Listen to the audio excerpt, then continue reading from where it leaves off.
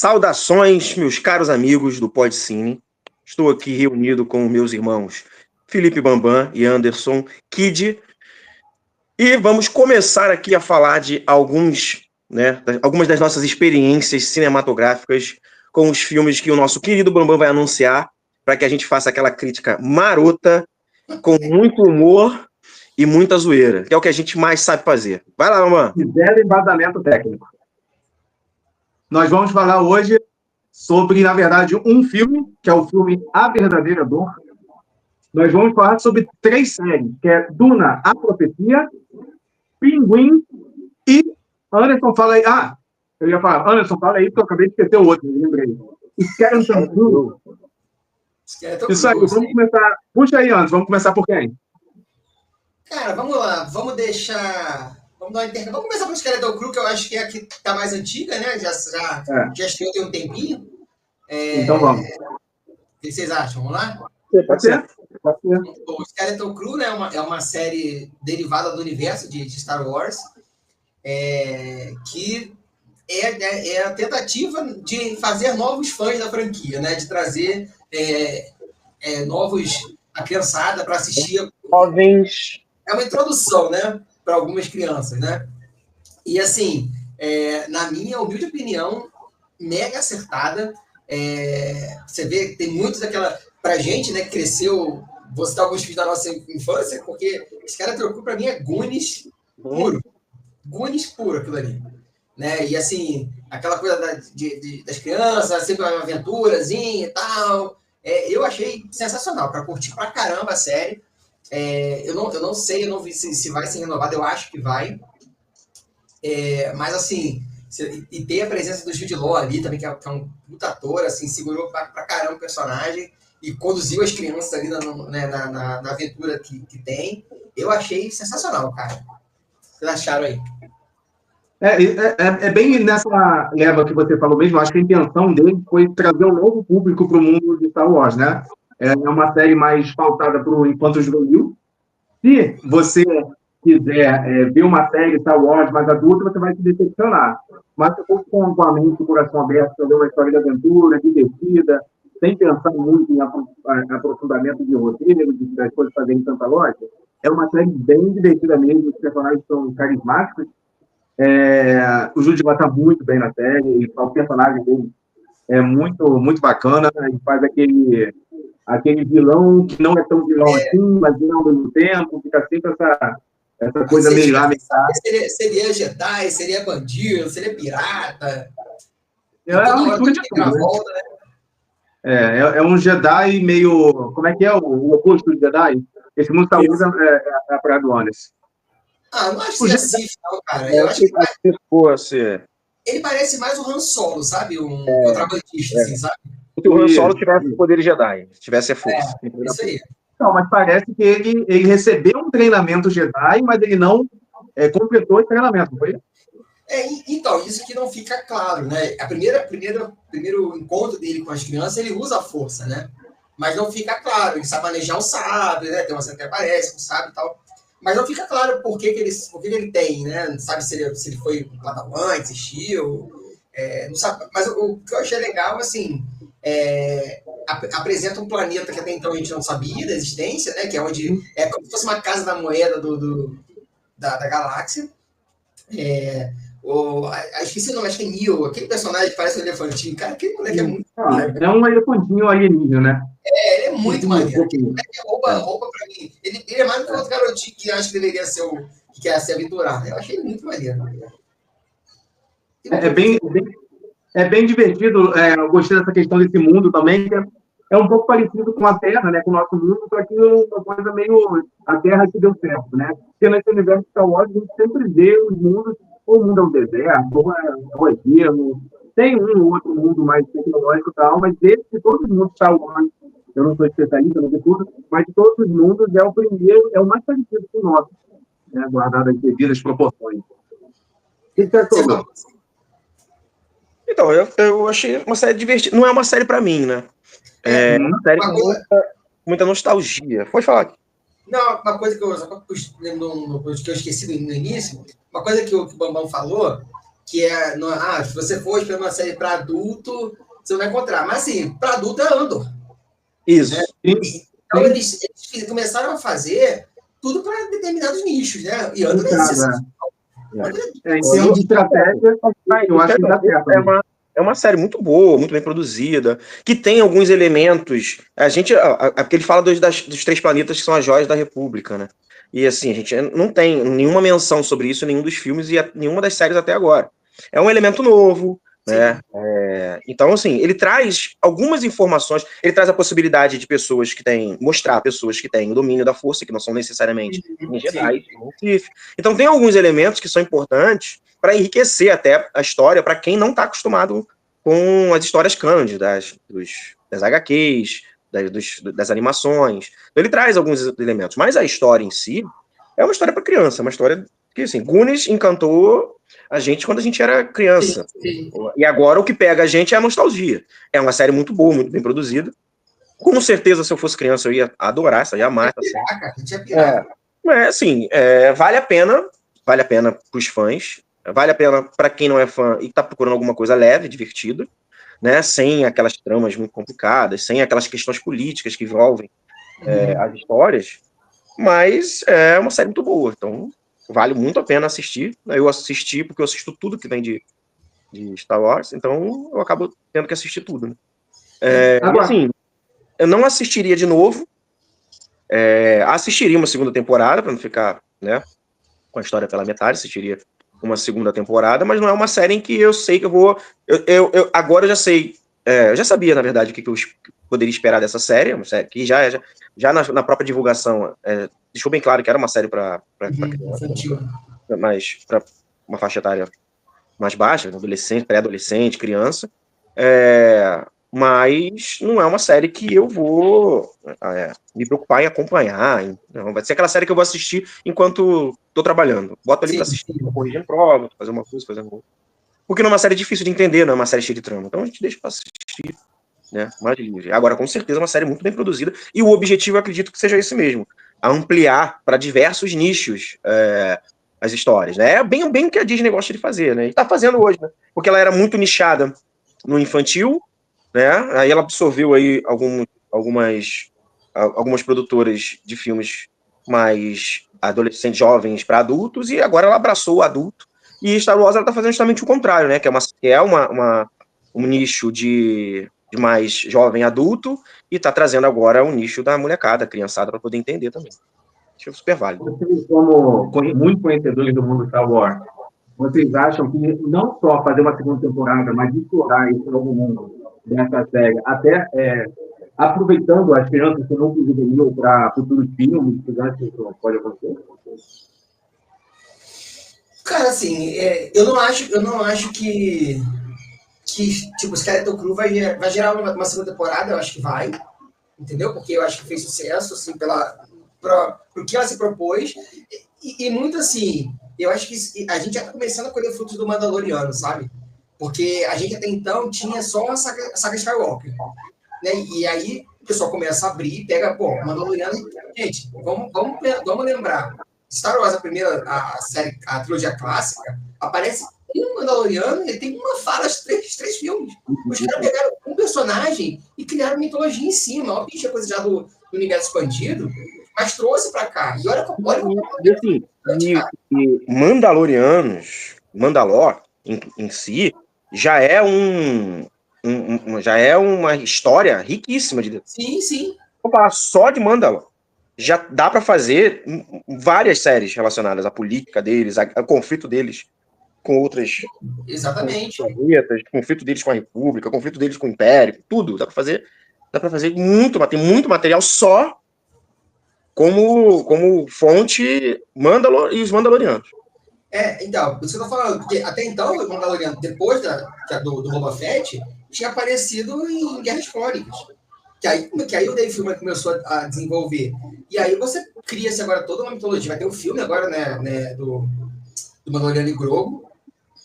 E aí você começa a criar várias outras linhas. Né? Pô, essa semana saiu, não sei se vocês viram, um trailer do... Eu não lembro o nome, se é Contos alguma coisa de Star Wars, assim, sabe?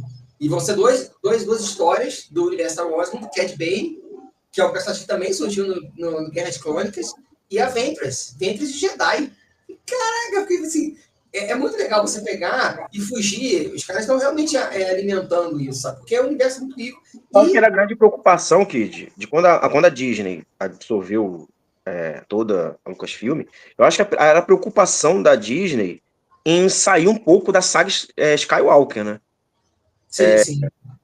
Ou não sair, de repente não sair, mas não ficar presa a essa saga que é linear. Eu acho que chegou até... Acho que é uma forçação de barra, um exagero, no final, né, a gente teve a última trilogia agora, e no final, a sensação que eu tive é de que eles não superaram ainda Skywalker, a família Skywalker. Sim. Então, eu acho que não finalizaram bem, sabe? Embora eu tenha achado bonito o fim que construíram pro Luke, mas eu acho que... mas o fim deu certo. Continuar, se nomear Skywalker, não faz sentido, mas... E talvez, assim, até mesmo talvez essa polêmica que gerou toda essa última trilogia, fez com que se pensasse em criar, cara, vamos explorar outra coisa, porque não vai... Rey Skywalker. Qual o sentido disso? Por que essa força... Porque ela poderia, de repente, ter ganhado, ao longo dessa trilogia, um sobrenome para ela, que fizesse um significado daquilo que ela foi. Isso significa isso. Tipo assim, ela veio, a gente não tinha conhecimento dos pais, ela veio morando no deserto, alguma coisa que tivesse uma palavra, que tivesse referência à história dela ao longo dessa trilogia, e ela pegasse essa palavra e colocasse como se fosse um sobrenome dela, para criar uma nova saga. Porque eu já ouvi de que vão fazer... teremos uma nova trilogia com ela, né? E aí vai ser a Rey Skywalker, a trilogia, não poderia ser a Rey qualquer outra coisa que falasse mais sobre ela do que sobre uma família que já acabou, morreu todo mundo, acabou. A profecia mesmo, para mim, para mim sempre foi a profecia do equilíbrio. Sim. E quando se tinha um medo de que Anakin fosse trazer, se fosse o indivíduo que ia trazer o equilíbrio à força, e ele virou um Sith, para mim a profecia estava se cumprindo ali, porque o equilíbrio era esse, porque tudo era comandado pelos Jedi. Os Jedi estavam na República, os Jedi estavam no Exército, os Jedi estavam em tudo, eles eram a força política, eles eram a força religiosa, passaram a ser força política, depois foram para a força militar. E onde é que estava o equilíbrio nisso? Estavam controlando tudo. O equilíbrio deveria ser entre as duas forças, né? Ser Jedi, ser Sith, ou não ser nenhum dos dois, ou ser os dois seria o equilíbrio.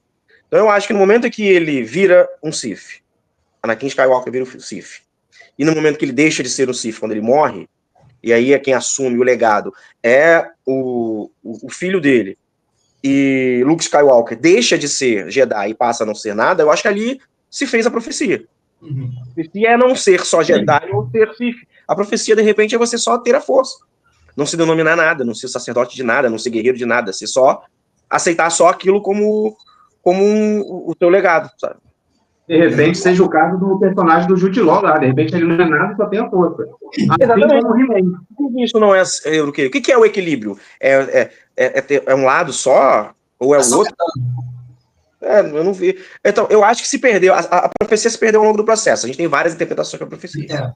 Mas, assim, finalizando, voltando para a sua pergunta, mamãe, eu acho que Skeleton Crew mostra como a marca Star Wars ainda é forte, sabe? E como ainda tem coisa para você criar em cima, para você gerar produção na televisão, para o cinema, sabe? Como você falou, só no Mandaloriano, acho que foi você, não sei se foi você ou Bruno, só no Mandaloriano já tem história para muita série, muito filme, dá para explorar muita coisa. Isso só com o Mandaloriano. E Star Wars como é que diz? Esqueci a palavra agora. Uma história, mas é uma história, né, que está em expansão o tempo todo, não é uma coisa fechada. Não são livros tipo Senhor dos Anéis, alguma coisa assim. Mas a expansão do Star Wars é uma coisa mais orgânica, que vai uma coisa lança aqui, é mais até anárquica, né? E isso dá mais possibilidades. A própria Lucasfilm já tinha essa ideia no passado de trazer um novo público para uma nova geração, né? Novos filmes para uma nova geração, para atrair mais público, que foi quando eles pegaram. Eles fizeram 2 filmes em Endor e um desenho animado clássico dos Ewoks, que era o desenho Caravana da Coragem. O filme, o Caravana da Coragem foi o filme, né? Depois teve o desenho. Foram 2 filmes, na verdade, Caravana da Coragem. E o desenho dos Ewoks, nos anos 80. Então a gente teve tentativa. Oi? Os ursinhos. Isso, os Ewoks. Você quer me irritar, né, Bambam? Eu não vou falar o que eu costumo falar pra você, entendeu? Os Ewoks eram Ewoks. Então, Mas assim, a gente falou de Scenic Crew, a gente expandiu.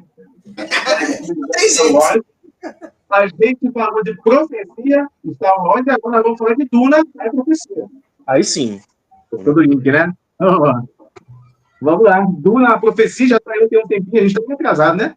Já saiu um tempinho também, Duna foi no Mac, né? Saiu? Foi? Foi, né? Antes do Crew, a profecia, não? Foi depois, né? Não lembro. Eu assisti 2 juntos. Eu acho que foi na mesma era. Eu não vi a profecia. Você não viu? Não vi. Então, Bruno viu, né? Vi. Que bom que viu, porque se eu não tinha visto, a gente vai passar. Vou ficar de espectador. Cara, eu achei muito complexa. Alguns episódios eu tive que rever, porque tava saindo se eu não me engano, tava saindo um episódio por semana, né? Então, tinha alguns episódios que, assim, eu falei, caraca, porque é muito grande, né? 1 hora de cada episódio. Era quase um filme, pra mim era quase um filme, porque 1 hora eu não vejo 1 hora, porque eu tenho que parar, voltar, cochilo, volto, tem isso daí, então às vezes será que eu entendi realmente isso? Aí volto, aí vejo de novo. Então 1 hora pra mim vira 1h30, 1h40, fácil.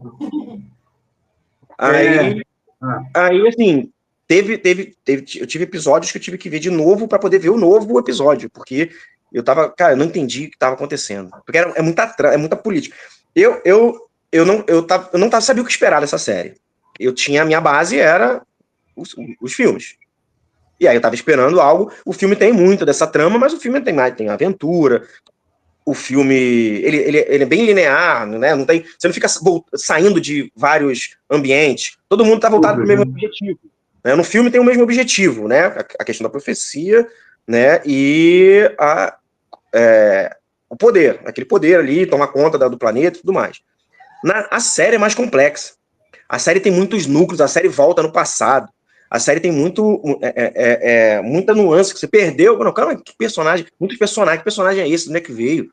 Por que ela tá fazendo? Tem personagens que estão mais velhos, aí volta no passado, o personagem está mais novo, é outro ator. É muito, assim, para quem tem déficit de atenção como eu, é um negócio difícil de conseguir concentrar.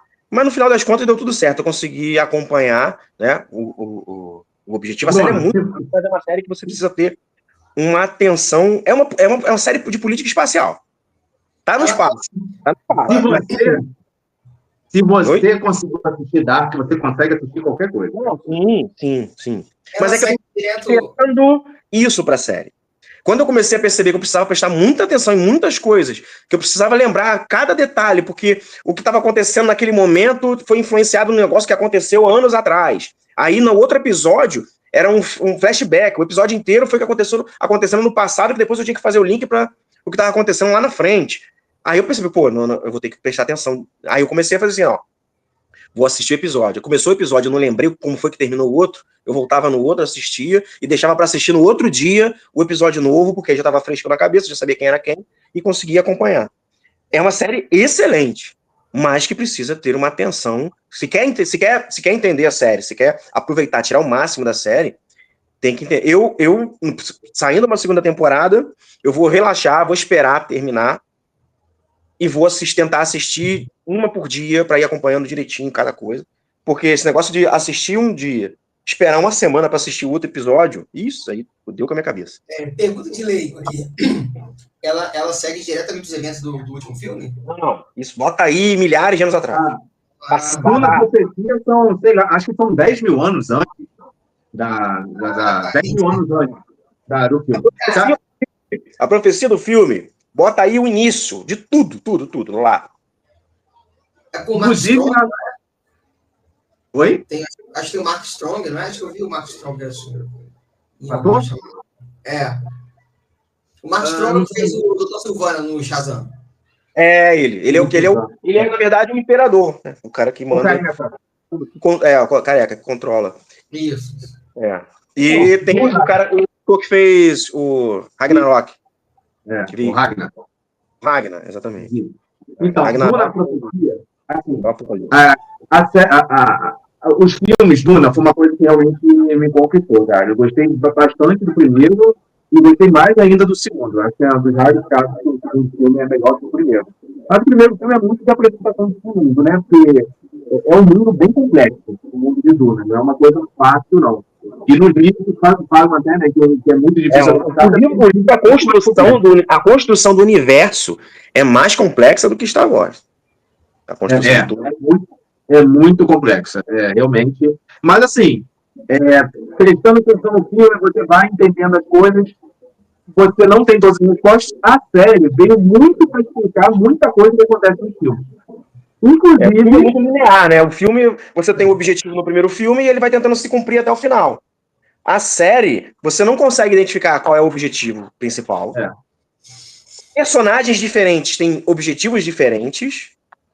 E cada um desses objetivos são apresentados com um passado, mostrando uma história do que aconteceu antes, com um personagem mais novo, tramando sobre os seus objetivos e as coisas acontecendo no presente. Então, você vai e volta em muitas coisas. Aí você fica... Inclusive, a série voltou ao ponto de como se iniciou o mundo de Duna. Porque mostra na série que o mundo começou na Terra mesmo. Só que aí na Terra que começa o mundo de Duna. Só que aí houve um problema com a inteligência artificial. É uma coisa que o filme nem aborda isso. Não. Porque milhares de anos antes disso acontecer, as famílias... A família que hoje, no filme, é a família do vilão, eu não lembro o nome de todo mundo, porque não vou lembrar. No filme, a família que é a família de vilão, dos vilões, né, do filme, no passado, no período dessa guerra com a inteligência artificial, um cara dessa família foi o cara que combateu diretamente a inteligência artificial e ele foi tipo o herói. Só que ele foi traído, ele não foi reconhecido como herói. A família do Paul Atreides, que foi reconhecida como se fosse a família que resolveu o problema, foi o fulano lá, Atreides, que salvou a humanidade, que na verdade não foi. Ele era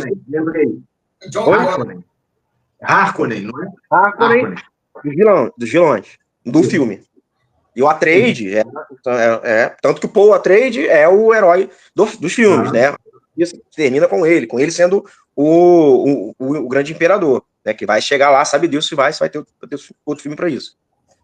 Só que os Harkonnen, eles eram um cara que venceu a luta, que libertou o povo contra as máquinas, contra a inteligência artificial. Ele foi traído. John Connor. E ele ganhou. Oi? Nesse caso, corno, né? Foi traído. E aí ele não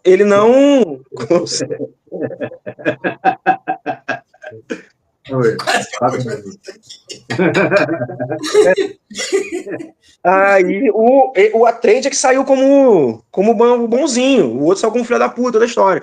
E aí tem toda essa questão de vingança, que a família Harkonnen foi excluída, foi para a periferia, tiveram muita dificuldade, não era mais bem aceita, e criou todo aquele sentimento de que a gente precisa dar a volta por cima, a gente precisa vencer, a gente precisa tomar o império, não sei o quê, e aí está construindo essa história. Esse rancor aí, né? Exatamente, isso aí milhões de anos, né? Milhares, na verdade, 10 milhares. Milhares de anos. E a série, ela mostra muito, né? Como eu estava falando antes, né? E só complementando, como o mundo de Duna começou, foi na Terra mesmo. Houve uma guerra entre a tecnologia, entre a inteligência artificial e os humanos. Os humanos venceram a guerra, só que a Terra ficou inabitável. Aí os humanos começaram a colonizar. Aí se formou essa história de Duna, né? Vários planetas de Duna, todos eles realmente eram terráqueos, né? Veio da Terra. Uma coisa que eu não sabia. E a série mostra muito, como é Duna a profecia, ela mostra muito como é que é, Bruno? Benedito, o negócio desse, as freiras. Freiras, as Bennett's, que são as freiras, as freiras Jedi. Jedi. E o interessante... Aí o cara... Se mata! O cara vai se matar. O interessante todo é que essas freiras que usam totalmente a fé, né, a religião, todos os truques delas não tem nada de magia, vamos botar assim. É tudo muito treinamento e poder da mente e tecnologia. É tipo uma ação daquele mundo. Só que muito mais convincente. Por quê? Como é proibido você usar tecnologia de processamento, tecnologia de pense, foi um treinamento para que o cérebro dos humanos virasse um computador. E consegue processar muita informação, consegue se desenvolver, por isso que tem esse poder. E elas tinham umas profecias, tudo é uma politicagem, a terra inteira é uma politicagem, é política mesmo, ter o poder, né? Elas criam uma profecia até para se manterem importantes, se manterem... Tudo tem um motivo, não tem nada de divino ali, não. Tudo tem um interesse por trás, né? Uma coisa que me incomodou na série, Bruno, você que viu, né? Foi a atuação do Ragnar. Sabe por quê, cara? Não que ele tenha atuado mal, não vou lembrar o nome do ator agora. Mas ele parecia ser o Ragnar ali na série. Ele agia como um viking. Ele agia como um viking, né? Ele estava muito igual, mas o meu personagem. Ele fez... Acho que foi escolhido a dedo. Não, eu quero que você faça o que você fez na série Viking, você vai fazer aqui. Os mesmos trejeitos. Se bobear, você pode trazer até o figurino. Até o figurino tá aparecendo, verdade. Então, basicamente, é isso sobre Duna, a profecia. Então, vamos fechar as séries? Vamos fechar e vamos para Pinguim. Opa, vamos lá. Balões? Eu? Isso. Essa você viu, só falou o Bambam e eu, agora tem que falar você. Cara, Pinguim, eu vou ter que... É complicado, né? Eu tava falando com o Fuca antes de eu ver, já tinha visto, e ele falou, você vai ter que dar o braço a torcer, porque eu não gosto de Colin Farrell, mas eu odeio Colin Farrell. E ele tá um espetáculo. Não está o Colin Farrell. Ele não é. Ele é um ator. Ele não é um ator, ele é o Pinguim. Ele é o Pinguim. Cara, que sensacional. Que derivado do filme do Batman lá, do Robert Pattinson. Maravilhoso, assim. É um filme é uma série de máfia mesmo, sabe? O filme do Batman, do Robert Pattinson. Sim, Robert Pattinson foi muito bem no filme. O filme foi fantástico. Mas se no filme do Batman, do Robert Pattinson, se o vilão fosse o Pinguim, ele roubaria a cena. O filme seria do Pinguim, não seria do Batman. Mas aí que tá. Eu acho que, por exemplo, bom, vamos supor, acho que já cancelaram o The Batman 2, né? Não vai ter mais, parece. Cara, tudo pode acontecer. Eu não sei. Eu não sei com certeza, mas alguém me mandou essa semana que não ia ter mais Batman 2. Acho que até meu sobrinho. Mas assim, você imagina, passou o Batman 1, pô, que eu achei muito bom. Aí você pega um vilão do filme, cria uma série, desenvolve ele e joga. Não é o vilão do filme. Joga ele no Batman 2. Meu irmão, Batman 2, se fosse contra o Pinguim, ia ser sensacional, cara. Provavelmente seria com o Coringa, porque ele foi apresentado no final, então provavelmente Mas assim, você não teria como tirar o Pinguim dessa equação, né? Até porque quando você coloca o Coringa, que é solto, e você tem o Pinguim praticamente como se fosse controlando praticamente tudo na cidade de Gotham, pelos bastidores, em algum momento você ia ter que, inclusive, confrontar o Pinguim com o Coringa. Porque, assim, verdade. Naturalmente, eles não nas HQs, naturalmente, poucas vezes você viu os vilões do Batman formando alianças, né? Não tem tipo o que acontece com o Homem-Aranha, de você ter aí um sexteto sinistro do Batman, né? Ali é briga de poder mesmo, né? Eles entendem que tem um inimigo maior, que é o Batman, mas eles não são amigos, eles estão sempre em confrontos também. Sim. E eu acho que seria até, eu não sei, eu acho que seria até complicado, porque o Pinguim, ele tá tão bem construído, que você colocar Pinguim e Coringa no mesmo filme, sabendo o apelo que o Coringa tem, o cara ia assumir uma responsabilidade de fazer o Coringa gigantesca, porque ele não ia ter que ser só, ele não carregaria só a sombra dos outros Coringas, de ser o melhor Coringa, ou de estar aos pés dos melhores. Mas ele ia ter ali, no mesmo filme, a sombra de um vilão que transcendeu o primeiro filme, com poucas cenas. Sim, e o que é legal, assim, a gente até então, o que a gente tinha de Coringa no cinema? O Danny DeVito na época do Tim Burton, né? Ainda não. Que é caricato e tal. Caricato, né? É caricato, não é ruim, sabe? Funciona com o universo que o Tim Burton criou. Aquele filme ali, ele funciona perfeitamente. Sim. Aí você pega agora, bicho, pega ali, injeta um The Sopranos dentro do Pinguim. Pô, sensacional, cara. Muito bom. Qual é a essência do Pinguim? Pinguim é isso. O Pinguim é esse cara da máfia, é o cara que sempre fica muito tempo escanteado, porque ele é o mafioso nato, ele é dos vilões, dos grandes vilões do Batman, ele é a figura da máfia, do mafioso clássico, né? E foi o que foi apresentado, um mafioso clássico, que começou de baixo. A gente tem a referência que a gente tem do Pinguim nas HQs, é de um vilão já bem estabelecido, não parece muito como ele chegou ali, mas a construção dele chegar até onde ele chegou mostrou, cara, foi cara, e outra coisa da série é a Sofia, né? Que atriz sensacional, cara. Nossa senhora. Aquela menina também do lado do Colin Farrell destruiu, cara. Sofia gigante depois, né? E assim, de uma personagem que não se esperava muito, né? Porque não tem muitas referências dela, não é uma personagem primária. Não é uma personagem importante. Escalão, assim, né? Baixíssimo, não é vilã, não é, ela só ela é até filha de um grande vilão, mas que também não é um dos maiores, né? A gente pega o Batman ano 1, Batman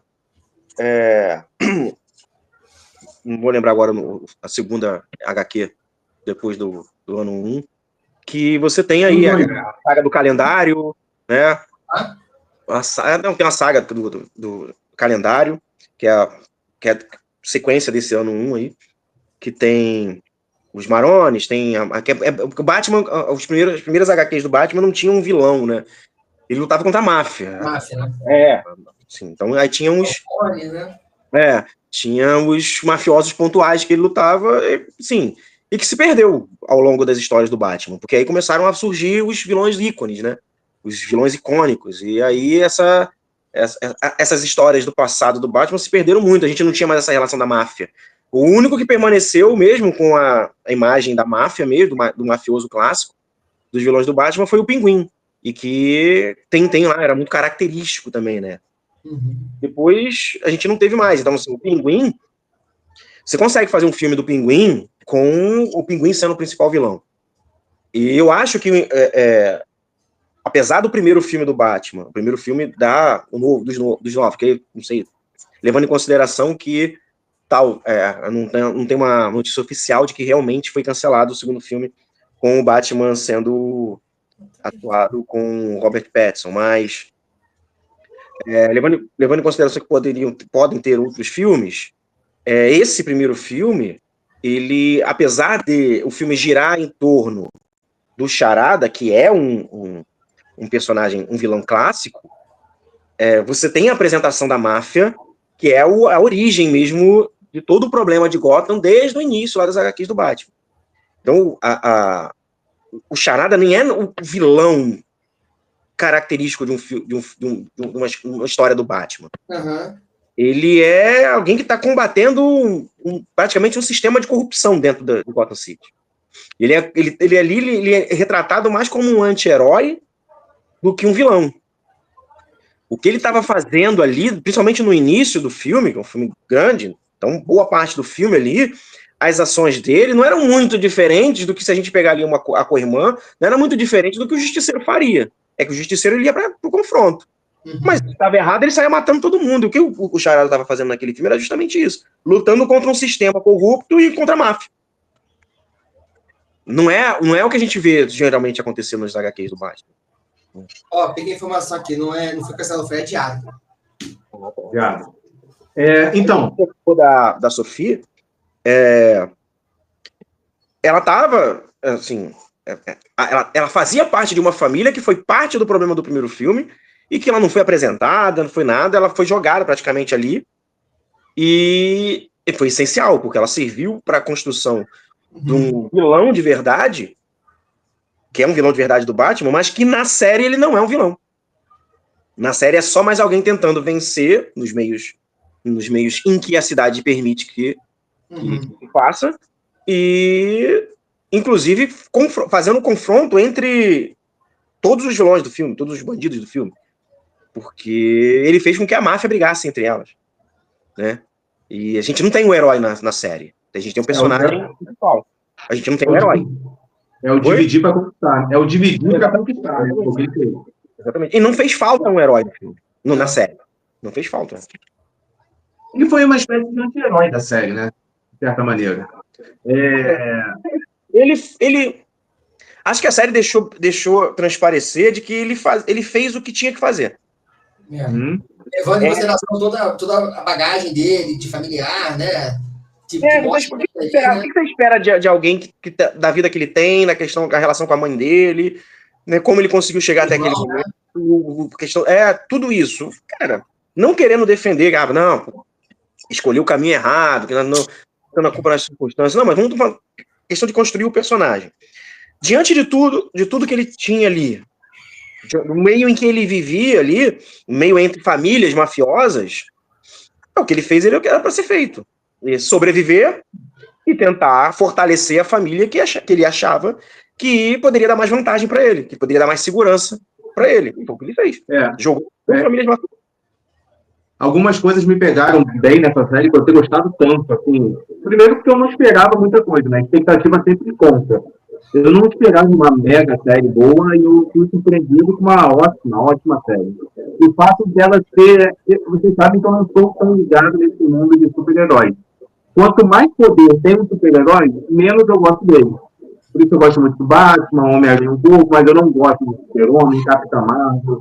Porque eles têm tanto poder que eu acho que fica meio apelão o negócio, né? É questão de gosto. Tanto quanto é ruim que é bom. Então tem quanto de gosto deu mesmo. E essa série não teve isso, não foi uma série de herói, né? Assim como o filme do Coringa, com o Joaquin Phoenix, arrebentou para mim, o primeiro, né? O segundo série. Por conta disso, porque não era uma coisa de herói de superpoder, era uma coisa mais pé no chão. E esse filme, essa série do Pinguim, é uma coisa totalmente pé no chão. Até o primeiro Batman, o Batman, que apareceu, Robert Pattinson, eu gostei bastante, foi uma coisa pé no chão, que é mais pro meu gosto, né? Então isso juntou com um roteiro excelente, construção de personagens ótimos, atuação do Colin Farrell espetacular, a maquiagem do Pinguim é sacanagem de boa. O cara dá close, ele dá para pegar as expressões faciais do ator e não fica nada forçado, ficou muito bom. Você não sabe se até o Colin Farrell, você não acredita que é ele. Com relação aos heróis com os poderes, acho que o Bruno vai concordar comigo. A gente respeita a sua opinião, apesar de ser uma opinião burra. Apesar de você falar merda, tem direito. Tem direito. Eu só não gosto de poder demais. Eu gosto de negócio menos fantástico, entendeu? Um tira da pesada, então, porra. Corre o Coringa aí, que vai ter eu quero ver os caras voando pra caralho, raio no olho. Eu quero ver, porra. O cara chega já que eu vou te matar. Então, caralho, eu sou de aço, porra. Negócio subindo do lado, aparecendo do outro. É isso. parecer 300 Deadpool na mesma cena, e por aí vai, né? O cara corta o braço cresce de novo. Essa porra. O negócio do cu aí, né? De realidade já faz sua vida, né? Mas então, voltando ao filme. A maquiagem, as atuações, todas as atuações boas, o garoto, que apareceu muito bom, garoto, a da Sofia, espetacular, né? Ela que é a mãe, né, de How I Met Your Mother. Não sei se vocês viram até. Atuações espetaculares, que tem um detalhe, sem dar spoiler, mas o final de Pinguim é o melhor final que eu já vi. Aquela escolha argumentativa me pegou demais, porque me surpreendeu muito e fez muito sentido e tornou a série toda, desde o primeiro episódio, ainda melhor. Eu confesso que eu não esperava aquilo. E esse efeito de que um acontecimento do final ou de um ponto da série fazer com que todo o resto da série faça completo sentido, eu tive hoje um dos filmes que a gente vai falar hoje. Pô, então vamos entrar aí agora. Então a gente vai entrar, a gente tá bom de gancho hoje, hein? Vamos falar então do filme. É muito entrosamento. Não, natural. Do filme A Verdadeira Dor. Filme que ganhou o Oscar de melhor ator coadjuvante para Kieran Culkin. Primo do Macaulay. Primo não, irmão, pô. Vereador primo. Não é um homem gripado. É irmão. É primo? Eu sabia que era primo, não sei se é irmão. Pergunta aí o horário aí, velho. O quê? Quem é primo de... Do Macaulay Culkin, do Esqueceram de Mim. Eu achava que era irmão. Eu achava que era irmão. Irmão, sim. É irmão, né? É irmão. Inclusive, a cara dele é bem parecido, né? O primo? Irmão? O primo. Entendi. Então por isso que ele fica sozinho, porque esqueceram dele também. Ele aparece no Esqueceram de Mim. No Esqueceram de Mim, ele é aquele moleque que afasta a cadeira e prende a cadeira dele com óculos assim. Não, então. No Esqueceram de Mim, ele era primo, não é? Do Macaulay Culkin? É isso mesmo, ele era primo no filme, é isso aí. Isso. Que a cena que amassa ele na cadeira assim, com óculos. Isso. Mas ele superou e muito o irmão na arte de atuar, né?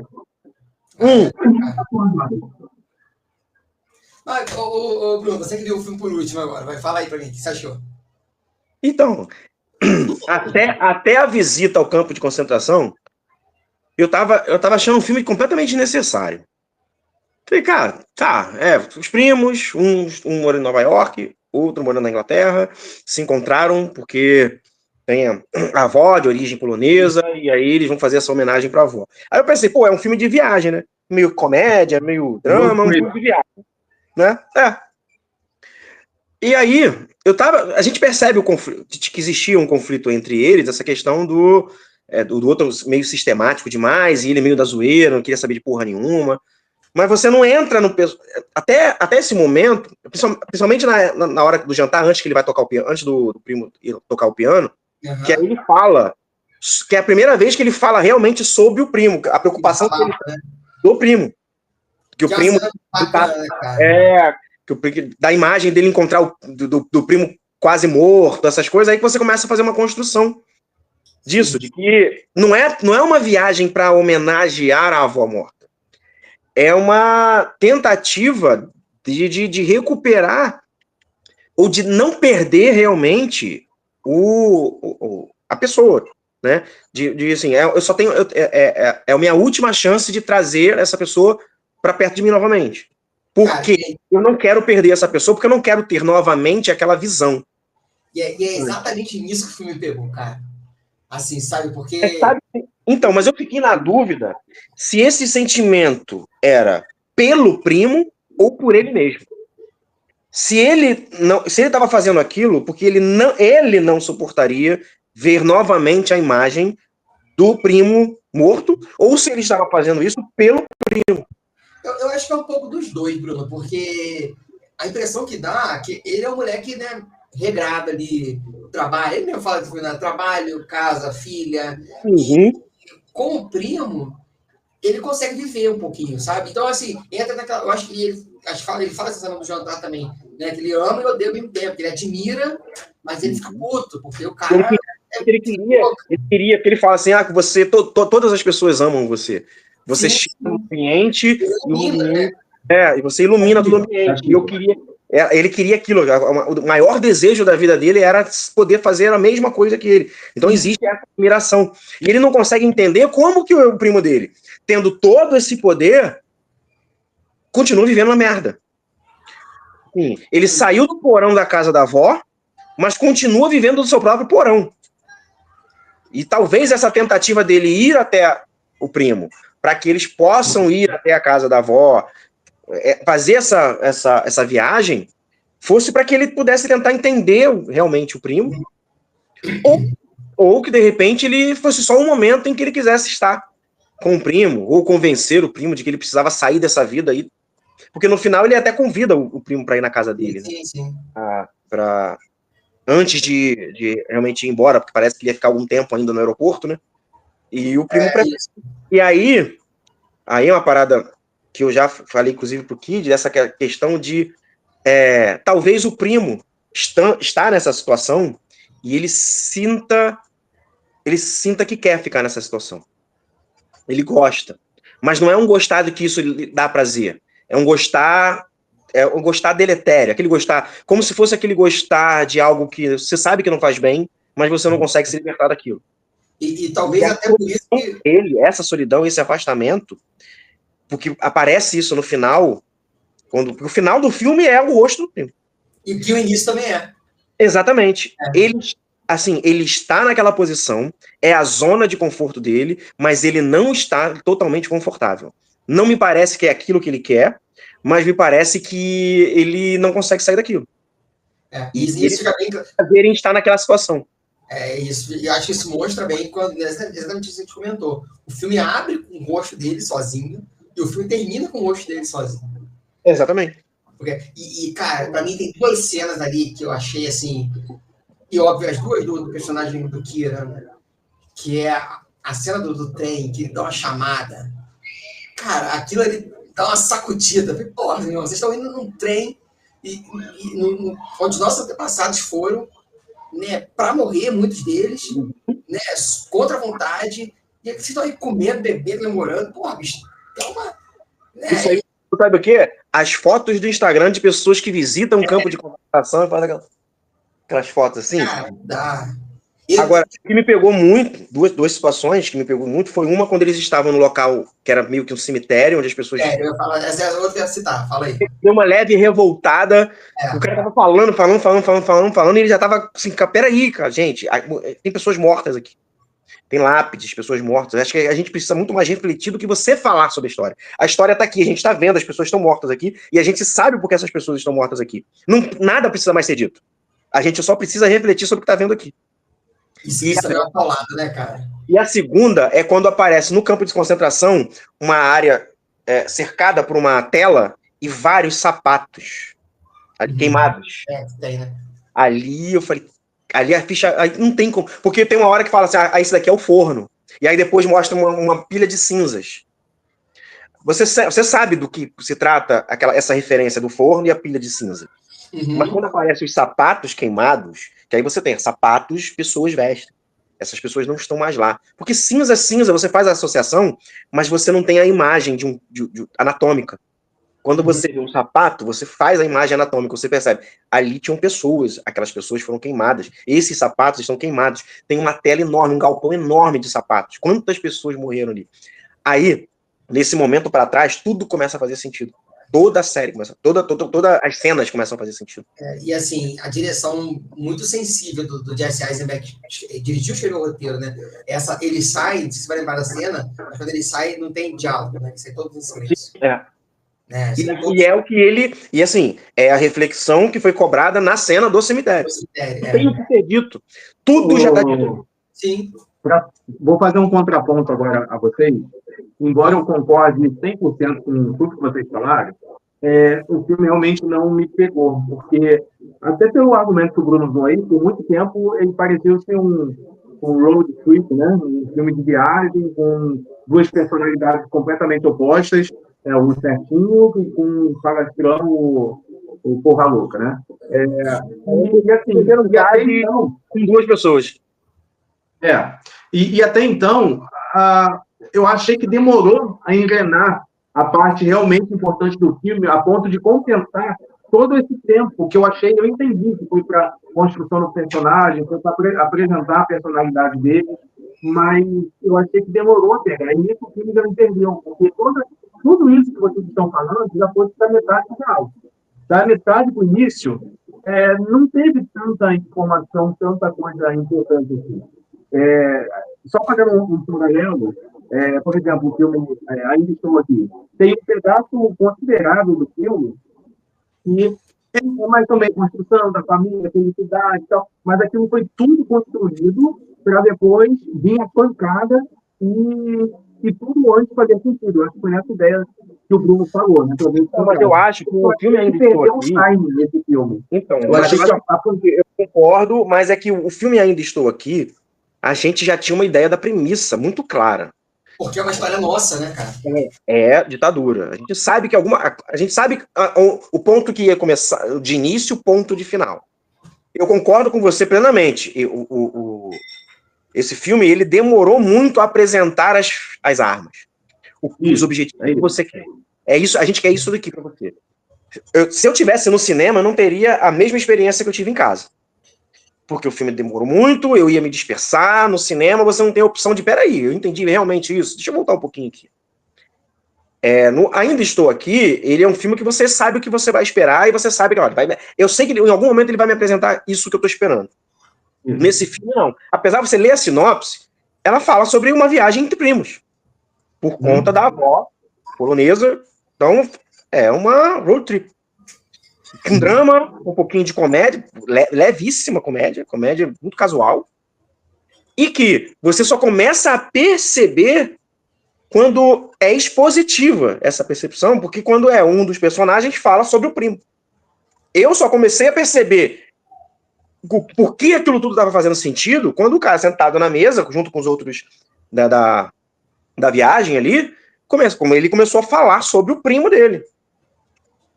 Da admiração, do fato dele ficar 30 anos no porão, morando no porão da avó, que o cara não tem uma profissão, e aí você começa a perceber que existe a mágoa, que existe a admiração, que existe um conflito de sentimentos, por que essa viagem, qual o real objetivo dessa viagem, mas isso foi naquela hora, no meio do filme, que eu mandei até mensagem para vocês, dar uma pausa, porque senão eu não ia conseguir ver o filme, porque eu tive que voltar 20 minutos do filme, porque eu tinha cochilado.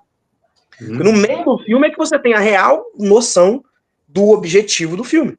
Mas e até então, não faz o menor sentido aquele filme acontecer. Mas eu vou falar uma coisa pra você, assim, tô vendo vocês falando, eu comecei, e aí talvez tenha a coisa do viés, eu não comecei o filme com viés de ser um road movie. E talvez pra mim tenha batido diferente por causa disso. Eu não tinha viés nenhum. No início me deu essa impressão. Não, então, mas aí você foi por esse viés porque foi a primeira impressão que te deu. Foi a primeira impressão. Eu já não tive isso, assim, desde o momento que eles falaram que eles iam visitar onde a avó tinha crescido e tal, e quando já solta no início já algumas coisas, até a própria excursão é sobre isso, aí eu já me peguei por ali. Então, assim, cara, o que foi surpresa para mim, na verdade, dentro da narrativa, foi exatamente o que aconteceu com o primo. Da tentativa de suicídio e tal. Essa foi a surpresa para mim. Entendeu? Sim. Então, assim, para mim, eu sabia que ia ser impactante a viagem, que é um turismo, assim, bem pesado, né? Se a gente vê no filme isso. Eu consegui visitar, por exemplo, na casa da Anne Frank. E quando eu fui, tinham me falado antes, cara, deixa por último. Irmão, eu saí... Uma viagem, né? Eu saí mal, bicho. Você sai mal. Desabei, cara. Porque é muito pesado. E olha que não era um campo de concentração. Se for no campo de concentração, sei lá, tem que levar com imóvel. Mas, assim, talvez para mim o filme tenha batido diferente e essa coisa.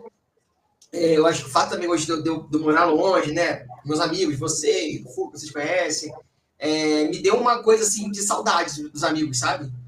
Eu acabei o filme com essa sensação muito de saudade dos meus amigos. Mas olha, o interessante é que a arte é isso, né? Ela bate diferente para cada um, sim, até por conta das suas experiências anteriores. E aí, às vezes ela diz isso, né? Às vezes ela diz, passa o mesmo filme, pode passar mensagens diferentes dependendo da sua própria experiência de vida. Com certeza, com certeza. É a famosa, para mim, a arte está nos olhos de quem vê, né, bicho? É isso aí. Agora, deixa eu pegar um outro ponto aqui, não é para polêmica, não, é só uma observação. Vocês acharam que o Oscar por Kieran Culkin, Kieran Culkin, foi justo, né? Isso Eu aí. achei. Vendo o filme hoje, eu acho que sim, não foi nenhum absurdo. Eu achei, Não, eu achei. também acho, concordo, não achei nenhum absurdo, não. Só que tem uma coisa que me incomodou muito na atuação dele, que eu já comentei sobre isso hoje, aqui, nesse meu programa. Vocês assistiram Succession? A série que ficou Todo mundo famosa? falou isso. Que é o meu personagem. É o mesmo personagem, diferente é que ele não é podre de tipo nem tem poder. Mas é exatamente o mesmo personagem. Sem tirar. Caricatura, né? Parece que é um. Parece que é um, sei lá. Mas é o mesmo personagem. É mesmo. Eu queria. Inclusive ele, o ator, ele na vida real, conheço, obviamente, mas ele parece ser assim também. Ele com o cabelo agitado, esse tipo de coisa. Então eu queria muito. Agitado, parece que está com. Jack. Mesmo em qualquer situação. Aí eu queria vê-lo em uma situação diferente, um outro tipo de papel. Não que ele não fique sempre assim, como o caso do Giancarlo Esposito também, né? Que surgiu em Breaking Bad, e o cara simplesmente está 10 anos fazendo exatamente o mesmo personagem. Uma coisa impressionante. Inclusive em Capitão América. Eu chamaria de síndrome de Francisco Coco. Francisco Coco. Francisco. É por aí.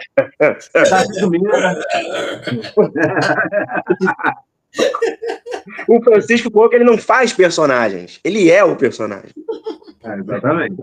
Então, assim, eu achei justo, mas teve essa pulga atrás da orelha aí. Se eu não me engano, eu escutei uma história que foi o Jeff Heisenberg, né, que o chamou para fazer esse personagem. Então, eu acho, sim, que a atuação em Succession, o personagem teria essa atuação. Personalidade do personagem que eu quero pro filme.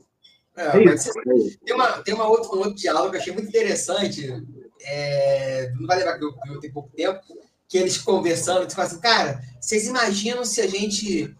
Que nós somos americanos, né? Mas imagina se não tivesse acontecido o que aconteceu, que a gente seríamos pequenos poloneses aqui, assim... Jogando futebol.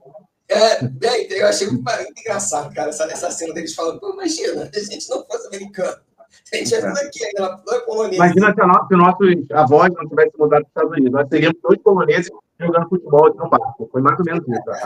Isso aí.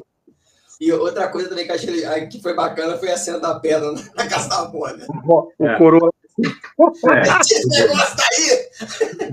A velha que mora aí, ela vai tropeçar. Vai tropeçar na pedra. Ai, cara, muito bom. Então, pessoal, 4 assuntos. Encerramos por hoje. Foi muito bom encontrar no mínimo à distância. Depois nós vamos marcar mais um aí com a presença do Sônia, espero eu. Agradecer os dois aí novamente. A gente tá quase uniformizado hoje, né? 13 horas. Tom sobre tom. Luz aparecida. Eu quero deixar um recado para nosso amigo Sandro. Uma menção honrosa para Chico Bento e a goiabeira maravilhosa. Maravilhosa goiabeira. É uma piada interna. Vocês vão imaginar. Já teve ministra. Assisto. Direção. Na goiabeira. Que goiabeira maravilhosa. Assiste o filme. Goiabeira. Souza, assistam. O Anderson assistiu a goiabeira maravilhosa e logo em seguida a verdadeira. Uma coisa rapidinho que eu vi, eu não sei se é o roteiro, acho que é o roteiro do Raul Schecker, do Choque de Cultura, do TV Quase. O dele é bem bacana. Vale a pena, então. Assista. É para eu assistir para a gente falar aqui, então, Anderson? Oi?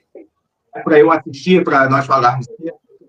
Não, acho que não então é uma bosta. Se você for isso, é porque o filme é uma bosta, eu não vou assistir. Não, mas é bonitinho. Vou deixar a goiabeira toda para você, Anderson. Com todo isso. Valeu, rapaziada. Valeu. Obrigado, um abração. Valeu, tchau.